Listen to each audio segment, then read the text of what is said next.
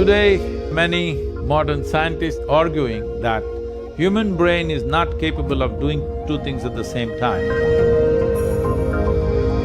I am a living example that they're all wrong. I have 12, 14 tracks running in my mind all the time. Intellect is only the surface aspect, it is a veneer.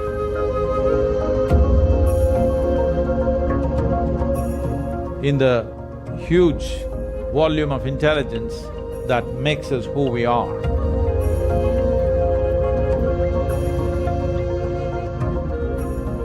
If you look at the evolutionary dimension of life upon this planet, why a human being is dominating this world, though physically we are weaker than many other creatures on the planet, is simply because in some way we have become more competent than others. So the competence of being human is greatly reduced when there is no clear distinction between what is memory, what is imagination, what is sleep, what is wakefulness. There are 5 major points of receptivity in one's mind. These are centers of memory, centers of imagination, centers of right perception, centers of perversion, and centers of sleep.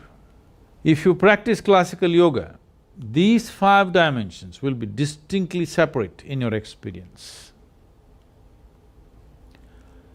If it is not separate, what happens to you is, when you want to remember something, your imagination plays havoc with your memory. When you want to imagine something, your memory will constrain you from really proper dimension of imagination. When you want to sleep, you will have dreams. When you want to be awake, you will fall asleep. This causes a whole lot of confusion and inefficiency of life. I'm not talking about you being efficient in your profession or in your office or wherever else. That also, yes, in that way also it manifests, but more than that, inefficiency of life.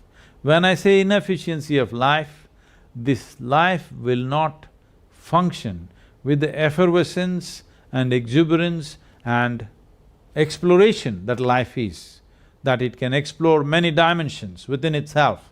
This possibility is greatly reduced simply because this mix-up has happened in people's experience of life.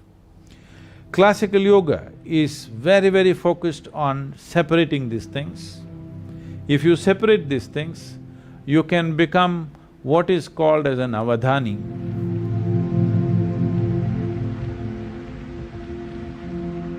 In ancient times, there were many people, today there are a few. Some of them are called Avadhanis, which means they have 8 types, 8 capabilities. That is, at a single moment, at a given moment, they can perform 8 different actions. Like they can compose poetry, at the same time, they can do a very complex mathematical problem. At the same time, they can smell perfumes and decide which is which. At the same time, they can taste many things and say whatever they have to say about it. At the same time, they can do many things like concerning with all the 5 senses of seeing, hearing, smelling, tasting and touching. Many actions they can perform at the same given time. 8 type of actions, if you can perform, you are called an Ashtavadhani. If you can perform 10 types of actions, you are called a Dashavadhani. If you can do 100 types of actions, you're called a Shatavadhani. If you can do 1,000 types of actions, you're called a Sahasravadhani. Sahasravadhanis have been very, very rare. People say that Agastya Muni was a Sahasravadhani, that means he could do 1,008 things at the same time.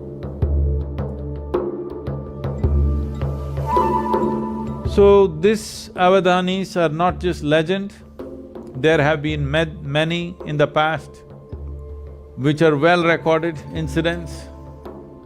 Vidyapati in Andhra Pradesh was a Dashavadhani. Through him, an entire culture of Dashavadhanis developed in Andhra Pradesh. Even today in the villages of Andhra Pradesh, there are Ashtavadhanis and Dashavadhanis in quite a good number. Siddhachandra was a Shatavadhani. He performed 100 types of actions under the scrutiny of Akbar's court, the Emperor Akbar's court. And he was honored for this and given the title of Shatavadhani because he performed 100 functions.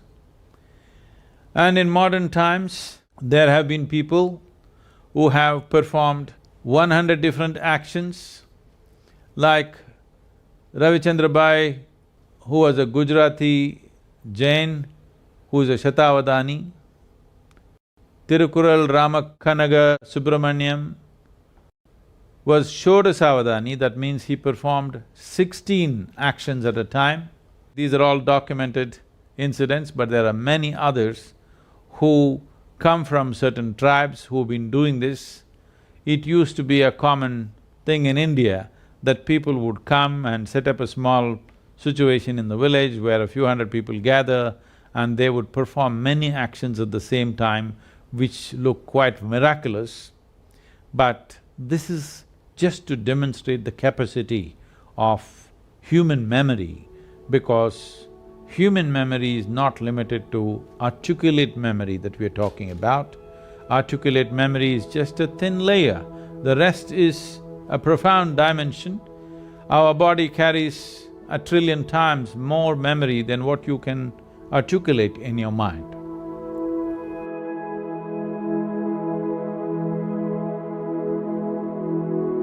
Today, there are many modern scientists, unfortunately, arguing that human brain is not capable of doing two things at the same time.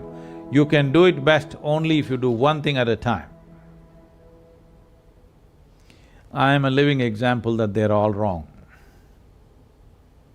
I have 12, 14 tracks running in my mind all the time.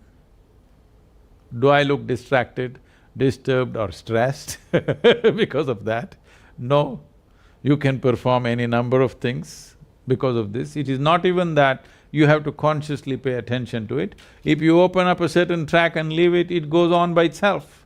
This is the nature of human intelligence. You are not sitting here and conducting your renal functions or your liver functions or your spleen working or not. You're not doing this. Aren't all these many things happening at the same time? Isn't there an intelligence within us which is capable of doing all these things? It is just that most human beings are understanding human intelligence as just as intellect. Intellect is only the surface aspect, it is a veneer in the huge volume of intelligence that makes us who we are, because we are made from within.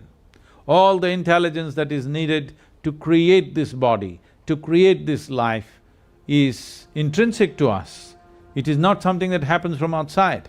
It is intrinsic to us.